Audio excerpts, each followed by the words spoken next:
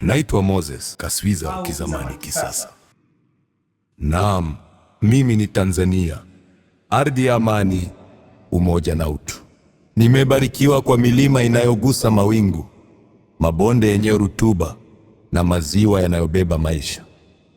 Nimepewa hifadhi za wanyama pori zisizo na kifani, ambako simba hutembea kwa kifua mbele, tembo waheshimu ardhi na ndege hupamba anga langu.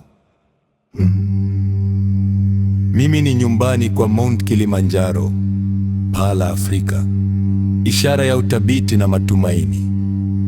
Nimezungukwa na Indian Ocean yenye uzuri na utajiri, nikipambwa na fukwe safi na upepo wa neema.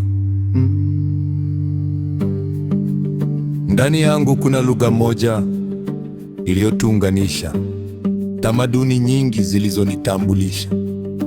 Ndiyo lugha ya Kiswahili. Nipe mbili.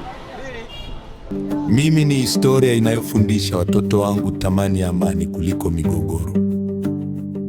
Mungu amenjalia watu wanyenyekevu, wachapa kazi, wanaoishi kwa heshima na mshikamano.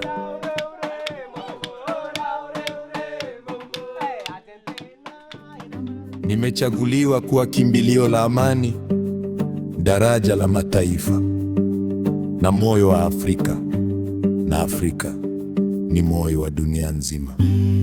Naunda mi nyumbani kwa Mount Kilimanjaro, paa la Afrika, ishara ya uthabiti na matumaini. Mimi ni nyumbani kwa Serengeti. Naunda mi nyumbani kwa Mount Kilimanjaro, taifa la Afrika, ishara ya uthabiti na matumaini.